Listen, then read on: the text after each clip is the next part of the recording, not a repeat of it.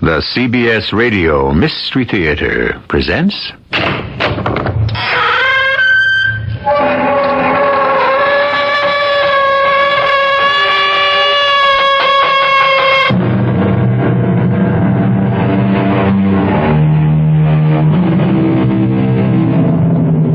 Come in. Welcome. I'm E.G. Marshall, your host for another excursion into the dark and frightening world of the macabre. I've been presiding over these trips away from the ordinary world for a long time, and every one of them turns up a surprise. As you look around, you'll see that we're in New Hampshire, and this is Wheeler College. That pleasant older man sitting in his comfortable office is head of fine arts, and his name is Homer Knowles, a professor.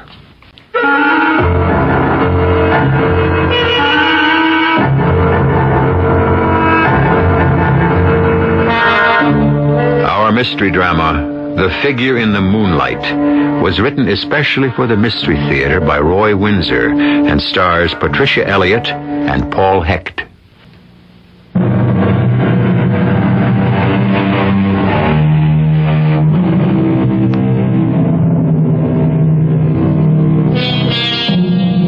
We live in two worlds, the real and the fantasy. Sometimes they overlap. When we sleep, our subconscious becomes active, and when we awake, we may discover that it has provided us with a solution to a problem, or with an inspiration. Maybe the expression, "let me sleep on it," acknowledges the power of our shadow mind. The subconscious is, of course, a fact. The extent of its power is unknown. For example, is it possible that subconscious thought exists and has force even after death? Let us consider that as we eavesdrop on Professor Homer Knowles late one snowy afternoon.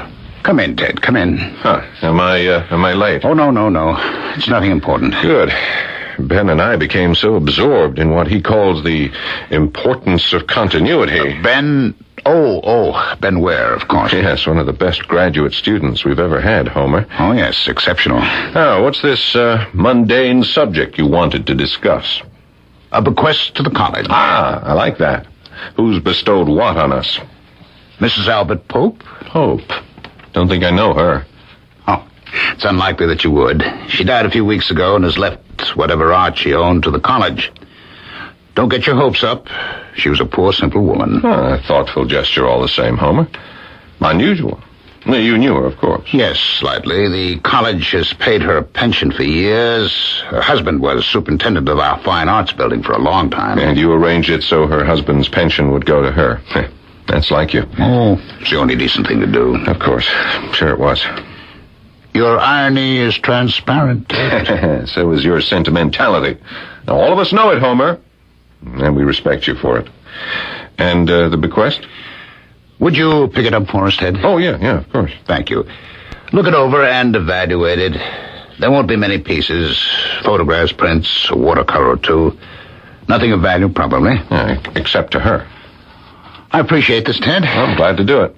If her things have no value, perhaps we should give them to the thrift shop at the hospital. Yeah, that's a good idea. Who knows? She may have owned a masterpiece without knowing it. Well, I doubt that. But you never know. The Popes lived up here for years. She just might have collected an early local artist. Well, look the stuff over and give me a report. I'm on my way.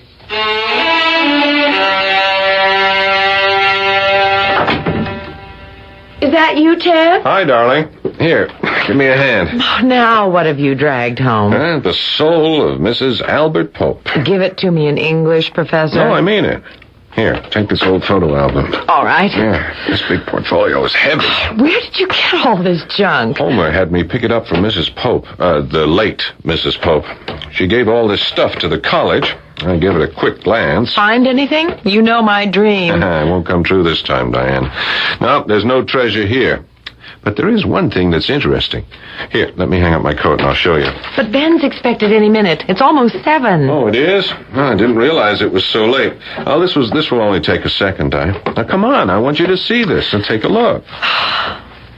Hey! Oh, it's really quite lovely. Yeah, it's pretty good engraving. All the other stuff has no real value. Reproductions, mostly Van Gogh. 2 of the sunflowers are Renoir. She had good taste. Yeah, and a lot of photographs.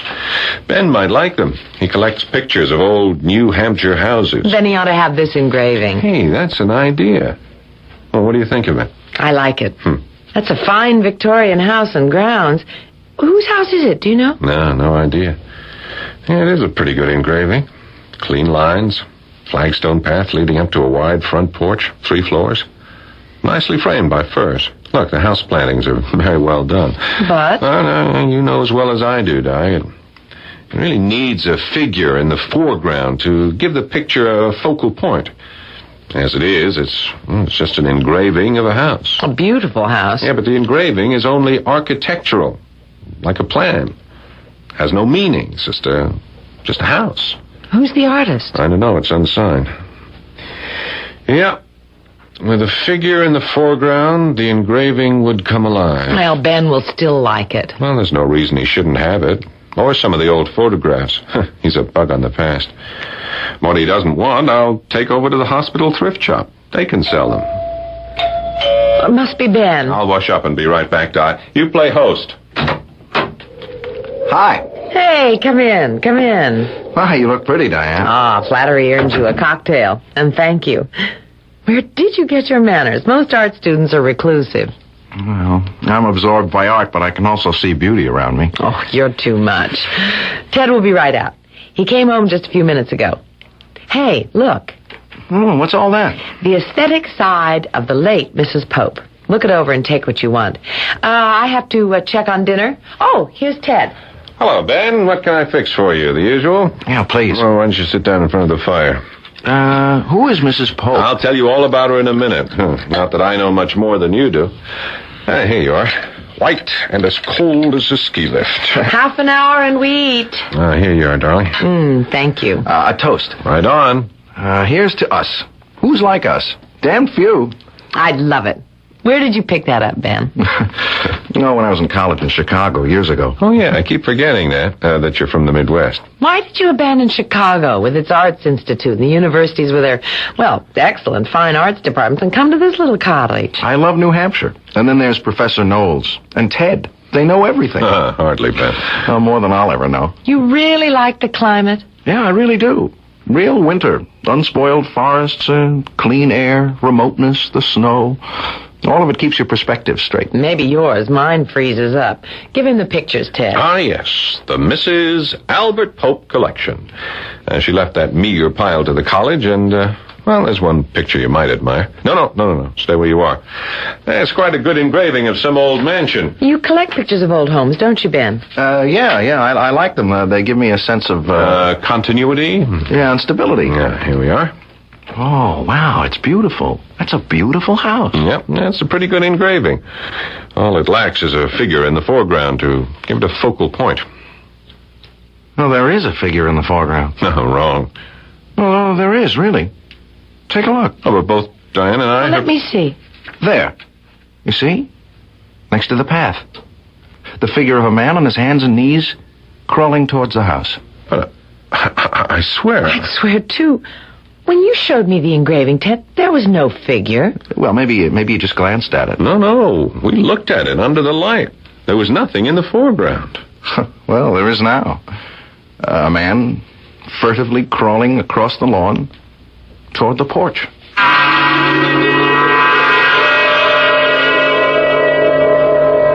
Ted? Yeah, yes, darling? Are you going to stay up? It's late. Come on, sit down. Sit down for a minute, Di. Oh, it's cold in here. I'll toss another log on the fire. Not for me. I'm ready for the down comforter. Yeah, so am I, but I just can't get that engraving out of my mind. We made a mistake, that's all. There's no question there's a figure in the foreground.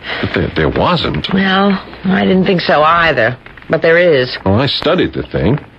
The foreground was empty. So what? So it's mystifying. I don't like that. Can't you admit we made a mistake? Yeah, I made lots of mistakes, but this wasn't one of them. I saw what I saw.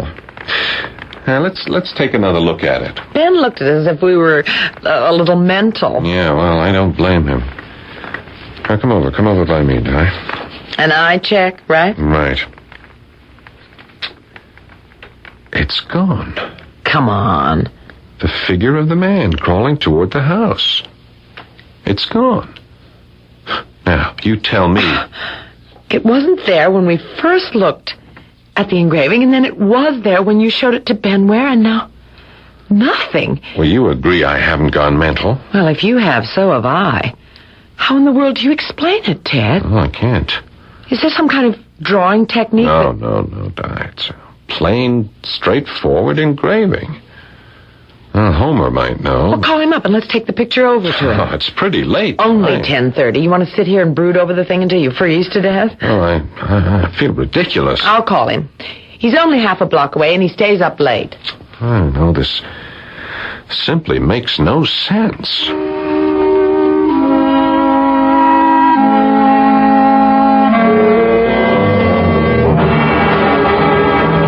Ted, you expect me to believe that the engraving had no figure in the foreground, and that then one appeared, and that now it's gone again? Well, see for yourself, Homer. Well, that won't do much good. I never saw the figure. Oh, this is just foolish, Ted. Well, here, take a look at the thing. Well, it's quite good. Not valuable, but well etched. The prize among the collection of Mrs. Pope. Yeah, well, the rest is nothing. It's prints and a lot of photographs. The house looks familiar to me. Well, that's the clue. I mean, if we knew the history of the house, we might be able to explain this phenomenon. Oh, phenomenon, my foot. But honestly, Homer, the three of us saw what we saw. Oh, let me see. I wonder if that could be the home of that young judge, long since dead, Now, what happened to him? Oh, yes, now I remember. He shot and killed a man for trespassing. Good heavens. Well, why the devil would Mrs. Pope have the engraving? Now, who was the judge? Oh, I just can't remember. It was years ago.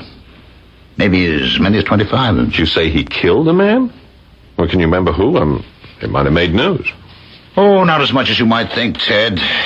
It was an occurrence. Murder is an occurrence? Up here, a man's property is inviolate, Dan. Homer, who was killed? Oh, my goodness. I remember now. It was Albert Pope. Aha. The Fine Arts Building Yes, Superintendent. that's right. A man with a bad habit. When he went hunting, he wandered everywhere. He trespassed. The judge... I wish I could remember his name.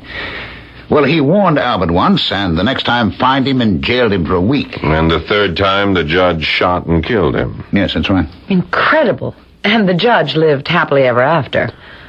I don't know. Well, that's some story, Homer. It's pretty grim, but it has nothing to do with your disappearing figure. All the same, I'd like to know the whole story. Huh. You've aroused my curiosity. Let me check into it. I'd appreciate it, Homer. You may smile at what we told you, but unless Di and Ben and I are deluded, that engraving has the power to change itself. I mean, it's weird. The only explanation is supernatural.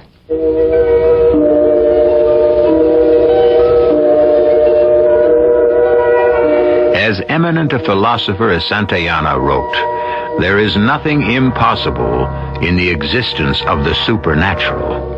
Its existence seems to me decidedly probable. Is that what we have encountered here? It seems impossible for a picture to change its composition, and yet three educated, rational persons maintain that the etching did change. Where this will lead us, I have no idea. But I will return shortly with Act 2.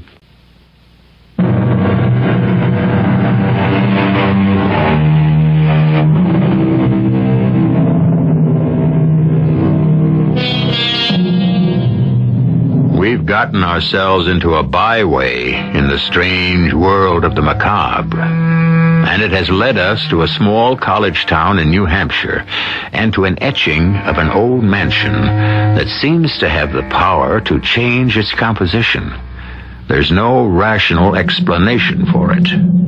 Is there an irrational one? The subject puzzles and disturbs Ted Morris, an assistant professor of fine arts. Perhaps the history of the house will reveal a secret, a clue. But even as he thinks it, he smiles in disbelief. Oh, boy, I just for Since when have you begun talking to yourself, Ted? Oh, yes. Good morning, Ben. My mother says persons who talk to themselves are crazy. No, she's absolutely correct. I have gone over the edge. I see. That's why you sit there behind your desk grading papers and mumbling to yourself? Is that what I'm doing? Yeah, that's what you were doing. What is it? Ben, there is no figure of a man crawling across the lawn up to the house. But we saw it. No, it wasn't there when I first looked at the engraving. Then you picked it up, and there it was. And last night, I looked again. The figure was gone. That's crazy. Oh, we are. I showed it to Homer Knowles. He smiled, but, he's going to indulge me. He's going to track down the history of the mansion. Oh, good. Yeah, I'd like to know the story.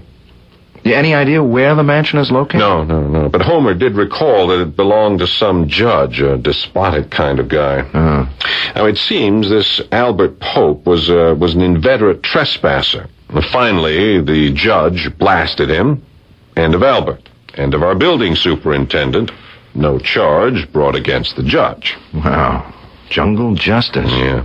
That's some story. Well, there may be more to it. Homer's trying to find out. When he does, you're welcome to it, and to the etching. I know you like photographs and paintings of old houses. Well, there's more to it than that, Ted. I don't know, for some odd reason, I'm sort of drawn to it.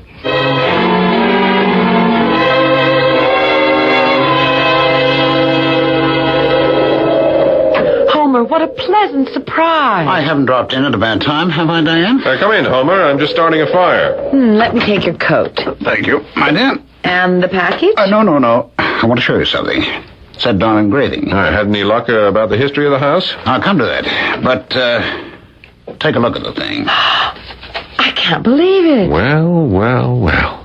So I'm not crazy. When you showed me the picture last night, there was no figure in it. Now, look then. Yes. A figure crouching on the porch. Very sinister. A creeping man. He vanished. And now he appears again, this time on the porch. You know, we are seeing something being acted out. I refuse to believe it. Now, this is nonsense. It's a very old engraving. Changes in the atmosphere may account for these subtle changes. I can't explain it, but that must be it. And our imagination. No, that won't do. We are not imagining what we can see. Now, I want to know about that house, the judge, and that creeping figure. Now, what have you learned, Homer? The mansion belonged to a Judge Asa Lawrence, a young firebrand. Came to the bench in his 40s. Where? Earned his degree in Boston, went into practice in Orton, and became a judge in 1950. He had a rather heavy hand, really enforced the law. And shot and killed Albert Pope. Oh, no question about that. Oh, he must have been mad. No, he wasn't. The amateur deer hunters from Boston and New York still swarm all over the area during the seasons, and they shoot at anything that moves. Sometimes at each other. And they can't read. The no trespassing signs mean nothing to them. They've got their guns, and by George, they're going to shoot something. Yes, they're a menace. Well, Judge Lawrence fined them dizzy. But he murdered Albert Pope. Oh, he warned him time and time again. Fined and jailed him. But Albert did what he pleased. And his wife became a widow. Anything else, Homer? What about the judge's mansion? It burned to the ground. The judge died from smoke inhalation. When? Recently? No. It's about 3 years after he killed Pope. And when did all this take place? Roughly? I'd say about 1954. So that's the story. Now, there's more to it than that, Homer. I would like to reconstruct the whole tragedy from Pope's death, to the fire in the mansion. Well, for goodness sake, why? Because there is something significant we don't know. I think so, too. Something's been unfolding before our eyes. You know what I think? Go on, Doc. I think we've been watching the man who set fire to the judge's house. Oh, my dear Diane. No, it's an idea. You're hallucinating, both of you. What about the fire, Homer? Can we find out? Well, I would imagine so. Someone in Norton may remember it. What about the newspapers? I don't think the Boston papers... Well, no, that's an idea. They might have carried a line or two about the judge's death. Let me check further. I'll leave the engraving with you. Ted! Oh, my. I simply will not believe it. Yes.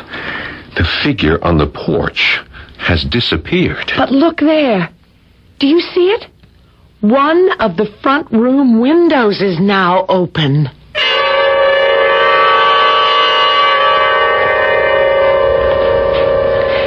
Ted, dear, may I suggest we pack our bags and make our getaway from this forsaken spot? Oh, it's got you, has it? It's driving me up the wall. That engraving is, well, it's evil. Oh, forget about it, darling. How can I? How can you? We have to explain what's happened to it, Ted, or the whole thing will nag at us until we see ghosts in every corner. Do you believe in the supernatural? No, of course not.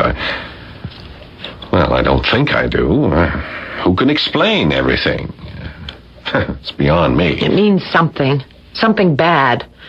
I don't think you ought to give it to Ben. It might do him some harm. Oh, nonsense. He's drawn to it. He said that? Yeah. Oh, I'll get it there. Ben's drawn to the engraving. How odd. Is this the home of the magic picture? Oh, come in, Ben. Go easy on the magic picture talk, huh? Diane is terribly upset. Oh. Make yourself at home in the Institute for the Befuddled. Anything new happened? Yep, two things. Homer brought the engraving back, and there, as plain as day, was a figure crouching on the porch. Then the figure disappeared, and there was an open window in the living room of the house. This is really crazy, isn't it? Oh, the engraving is yours, Ben. Homer said to give it to you. Oh, well, thank you. And I'll thank him. You don't want it, Ben. I think it's evil. It has turned back time to some previous awful event. Well, that's a little hard for me to follow. Well, radio sound, all those trillions of airwaves out there, right here in this room. Now, look, I once read or heard that maybe someday science could capture some of those never-ending sounds. They go like ripples when a pebble is tossed into a pond. Do you know what I mean? Yeah, I do. Science fiction. Maybe not. Wouldn't you like to hear, Caesar speaking in the Forum, or Cleopatra, Disraeli, and any other great man or woman?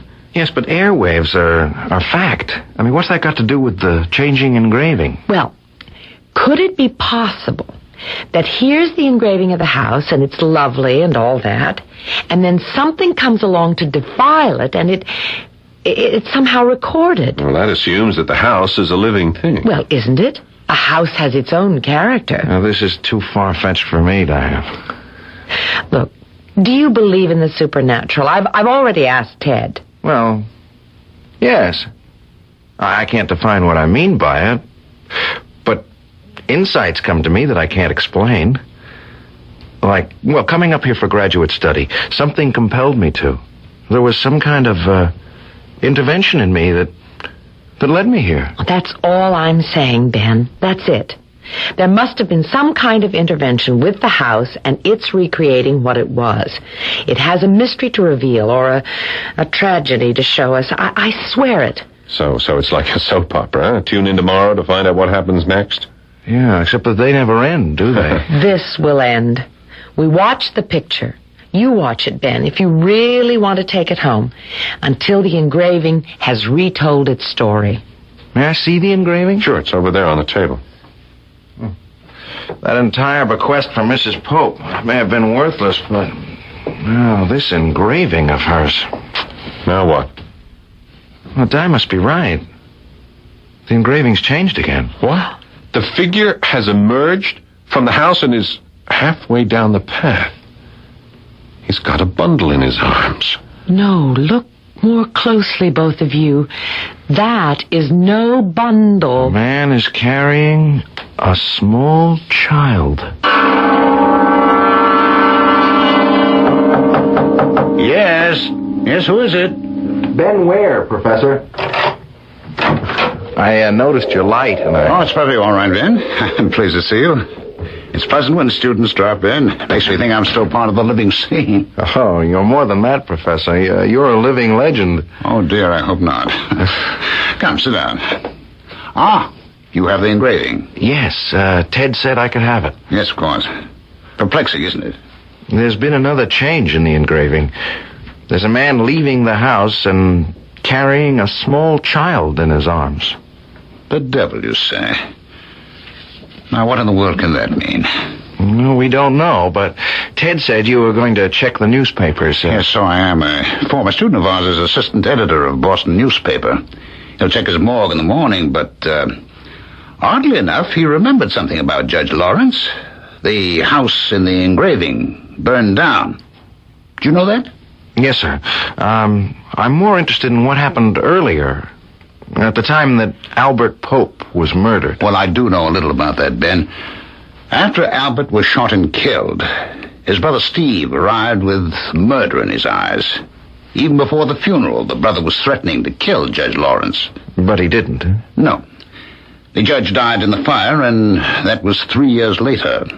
Did the brother try to get even with the judge? I don't know. Well, that's what I'm interested in, Professor. Well, why is that, my boy? Because of the figure in the picture. Was it the judge who was running away with a child of his own? You think the child was abducted? Well, from the changes we've seen in the picture, a man sneaked into the house and came out carrying a child. I see. Not likely to be the judge. Did Judge Lawrence preside here? No, in Orton, a few miles away. Maybe I'll drive over there and ask some questions. Someone's sure to remember the fire, but I don't think you'll learn much about the murder. Albert Pope lived here. Yeah, but I might learn something about the judge. You know, how old he was when he died. Was he married? Did he have children? What's become of the survivors? And the story doesn't end with that man sneaking out of the house. Oh, perhaps not. If I learn anything from Boston, I'll tell Ted. Yeah, I'll do the same if I learn anything in Orton. I suggest that you begin in the general store. It's the gossip center. Enjoy your engraving. I'm going to photograph it tonight. You are? Well, for heaven's sake, why? The old mansion burned down, remember? Are you suggesting? No, I like the etching. I just want to be sure I have a record of it. Just in case it disappears. No matter what the outcome may be of the engraving that unexplainably altered itself, first to show a foreground figure, then an open window, and then the figure leaving the old mansion with a child in his arms. We're at a loss to rationalize this phenomenon. History may supply the answer. After Professor Knowles talks with that Boston newspaper editor, we may know more. I'll return with Act 3 shortly.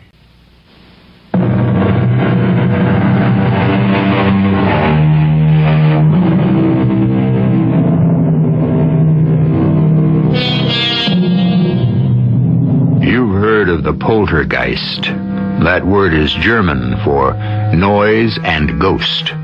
Many will attest to visits by these noisy phantoms. They're noisy, all right. Rapping here and moving objects there. They exist. No question about it. Well, if they can manifest themselves as supernatural visitors, why can't we accept what we have already heard? An old engraving of a house alters itself, and what the beholder sees begins to piece together a tragic story of long ago. So far, we know of a murder, a death in a fire, and we have had a hint of an abduction. It is late the next day at Ted Morris's house. Ben may stop by Homer if he returns early enough from Orton. You know, he was correct about one part of the story, Ted. Ben suspected that the figure carrying the small child from the house was a kidnapper. I knew it. I spoke to a friend of mine in Boston late this morning. The back issues covered the story. And briefly, it's an ugly story. Someone kidnapped the judge's child? No, Diane, let's take it step by step. Huh? Albert Pope was murdered. His brother Steve came up here from Chicago for the funeral. He was outraged at Judge Lawrence. And a week later, the judge's small boy, about 3 years old, was abducted. The brother did it. Well, that's what everyone assumed, but there was no proof. Steve Pope was arrested in Chicago, but he was freed for lack of evidence. But there is more to it than that, Ted. Whoever kidnapped the child committed murder. No. The governess was stabbed to death. Good Lord. I wondered how a man could break into the house and walk away with a small boy without being detected. And the judge's wife? That's another part of this tragic story. She had died in childbirth. Perhaps that explains in part why Judge Lawrence was such a harsh man. He married late, and by the time he was 40, he'd lost his wife, and then his little boy was abducted. What a tragic story. Yes, I'm rather sorry I unearthed it. And they never found a trace of the child? None. The search went on for months. The loss, Judge Lawrence's 2 losses, seemed to break his spirit. How is it possible for... No, I suppose it is possible. I was about to ask how a child can just vanish. Well, in a big city, it's not all that difficult. The child is abandoned at an orphanage or at a home. But they'd report it, Ted. Well, they should, but just read the papers. There's always a story of an abandoned child. Well, there's the whole story. Yeah, and the etching recreated the facts. Yes, the essential ones. The story without an ending. Has this Steve Pope ever been back here? Or did you ever speak to Albert's widow about all this? No, but I have been wondering how Mrs. Pope came to acquire the engraving. My guess is that she simply bought it. Yeah, but why would Mrs. Pope want a picture of the home of a man who killed her husband? She may have wanted it as a reminder of her husband's murder. Yes, as a talisman. Albert was a happy-go-lucky fellow. His wife was somewhat hard. Yeah, with a grim sense of humor. Homer, one more question. Can we find a picture of Judge Lawrence? A photograph? Even one of him in his robes? Oh, I should think so. Would you ask your Boston friend to mail us one? I should think there'd be an official picture of the judge in the Orton courthouse. Of course. Why'd you want it, Di? I'd rather not say. You might laugh. Let me say only that, I've got a hunch.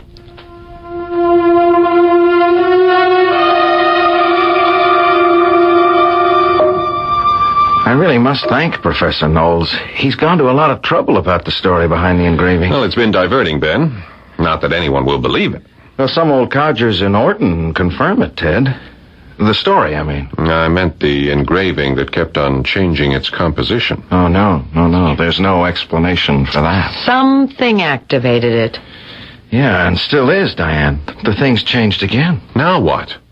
Last night, I shot a photograph of the etching. I had a hunch that something might happen. It did. I brought it along to show you. Oh, the etching is scorched. Yep. That's from the fire that burned down the house. So, the cycle is completed. There's an end to it. And somewhere out there is a small boy, perhaps dead and forgotten, or an alive grown man. Oh, I'd certainly like to talk to Steve Pope. Well, I wouldn't. I've had enough of the engraving. Now, look, all this took place 25 years ago. Please, let's drop it. You drop it. You and Ben and Homer, you have no imagination. I'm going to do some research on my own. Your research, darling, is based on hunch. And hunch is intuition. What's your hunch, Diane? It's so far-fetched that even if it's correct, I don't think I'll tell. It'll come to you across a crowded room? Hey, that's it. What's what? That line from South Pacific in the song, of course. What are you talking about, Diane? How does one fall in love? I don't remember. Come on, don't be funny. I'm serious. Isn't there some magical attraction that strikes two persons at the same time? You know in a glance that you're meant for each other. That's corny, but you know that you're intertwined in every way. No, but what the devil has falling in love got to do with the engraving? You don't see it, Ben? Nope. Well, I do. I know the answer, and I'm going to prove it.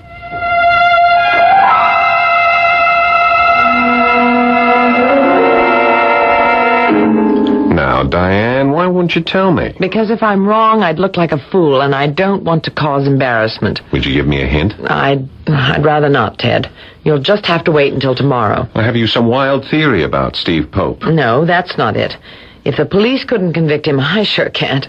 Oh, he did it all right. I suppose the police could check all the orphanages and adoption homes in Chicago, but they probably did that already. And who knows if the little boy was dropped in Chicago? I don't know. That's a good point. Well, of course, he wouldn't have been dropped in a small city. A person can be anonymous only in a big one. I still think Chicago. More intuition, huh? Oh, you make fun of it, Ted. But you've had hunches, haven't you? Yes, I must admit that I have. But I can't imagine what you have in mind. Well, now, what's this that you have to do tomorrow? I'm going to the courthouse. Oh, yes, to try to find a picture of Judge Lawrence. What else? I may make a long-distance telephone call. You've lost me. There's something I have to find out, but I don't quite know how to go about it. I don't want to come right out and ask a blunt question. Oh, since when? You won't give me an inkling of what you're up to? All right. Just an inkling. Shoot. Think about the engraving. Go on. You brought it home from Mrs. Pope's. You said it lacked a figure in the foreground to give it a focal point. That's right, I did. When did the figure appear? The second time I looked at it. Think about what you just said, my dear Ted, and you'll have the clue.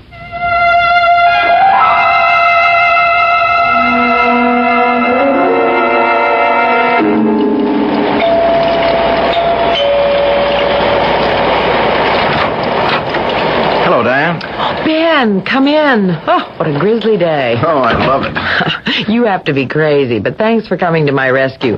Drop your coat and come in. I have hot coffee. Great. Ted had to take the car. I know. He's giving a lecture in Putney. I'll be glad to drive you to Orton. Oh, that's very kind of you, Ben. Do sit down. This will warm you up. Ooh, thank you. Are the roads passable? Yeah, sure. And Orton's not far away. Nice little town. I had a good visit there. Did I tell you I saw the judge's former estate? No. The house is gone, I suppose. It leveled years ago, and the rubble's been hauled away. The land's been developed. Who owns it now, do you know? Some real estate company, Country Homes. They've sold off a number of 3-acre estates. The judge owned about 50 acres. Must have been something back in the 50s. Beautiful property, facing the river. Judge, landowner, artist. Quite a man. And he was only 40 when he died. When you receive your Master of Fine Arts, what then, Ben? Back to Chicago? Oh, no. No, New Hampshire's in my blood. I hope to teach here at the college or at one of the nearby prep schools. And your parents? Wouldn't they like to have you closer by? Well, they've never understood me. Oh, no, not another one of those. Oh, no, of course not. No, they're wonderful. They wanted me to take a good job in something in Chicago. You know, get married, have children, visit every week. You know, the conventional. And along you come and you like art with a capital A. Yeah, right. They shook their heads, but they never stood in my way. They're great. You'll meet them at commencement. They know all about you and Ted. How do you explain your interest in fine arts? Have you ever tried? No, I can't. There's nothing in their background to suggest an interest of that kind. Oh? My dad's a shipping clerk in a big book company. Mom's just a housewife. Any brothers and sisters? No, they never could have any children of their own. After you mean? No. What I said. Then? I was adopted.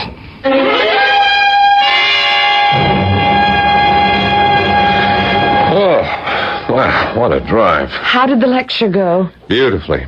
Did Ben drive you over to Orton? Yep. You found what you wanted? Yep. Hey, would you knock off the country dialect and tell all? No. Wait a second. You have been devious, haven't you? Yep. Would you please stop that? Now, you insisted that I drive our car because, and don't say yep, or I'll slug you, you wanted to be with Ben. Yep. Oh, Ted, you're marvelous. Yes, and you're replaceable. Do you know that? Now, stop being coy. Did you find a picture of Judge Lawrence? I found more than that. My intuition was correct. Well, tell all. Not so fast. Telephone Homer and insist he come right over this minute. I want both of you to hear what I have to say. And then, and I'm not joking, Ted, we have a vital decision to make.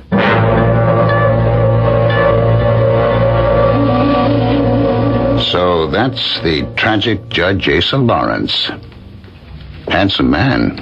Oh, is that all you see, Homer? Ted? Should we see something more? Study the photograph. Make allowance for the old-fashioned hairstyle. Now, doesn't he remind you of someone? Oh, my. It's the image of Ben Ware. Why, so it is. What an astonishing coincidence. Oh, coincidence. Why do you think Ben was, well, as he said, drawn to the engraving? Why does he, a young man from Chicago, love New Hampshire? And, Ted, it was when Ben picked up the engraving that it began to change. That's astonishing. And wait until you hear this. Ben was adopted. Judge Asa Lawrence was Ben's father, and Ben was the little boy kidnapped soon after Albert Pope's death, taken to Chicago, abandoned, and adopted by Ben's foster parents, the Wares. Incredible. But true. So, now, gentlemen, what do we do? I don't know. Homer? Conceal your discovery, Diane. Ben's a happy young man, and Ware is a good name. If we tell him what we know, his life would be violently disrupted. The publicity would be unnerving. We'd cause trouble for Ben's foster parents, and gain what? Nothing. But he'd inherit... Oh, after almost 25 years, Ted, I doubt if there's anything to inherit. That's my advice. I agree with it, Homer. Yep, so do I. I hope the judge would understand.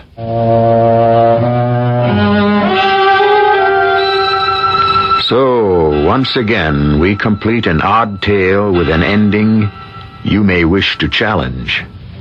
It is a hackneyed proverb that states that the violent by violence fall. But hackneyed or not, it's true. Frontier justice draws retribution.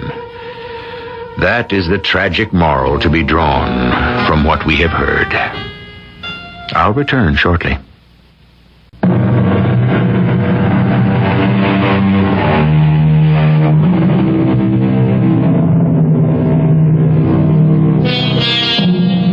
In the strange scheme of things, each of us is an unsolvable mystery. Who are you, really? Even if you can trace your roots back 1,000 years, what preceded them? We are the creatures both of heredity and of environment, and what stirs in our subconscious cannot be exactly explained. Judge Lawrence shot and killed a man. His young son was kidnapped. The judge died in a fire. Why? Can anyone really explain that sequence of events? Our cast included Paul Hecht, Patricia Elliott, Tony Roberts, and Ralph Bell.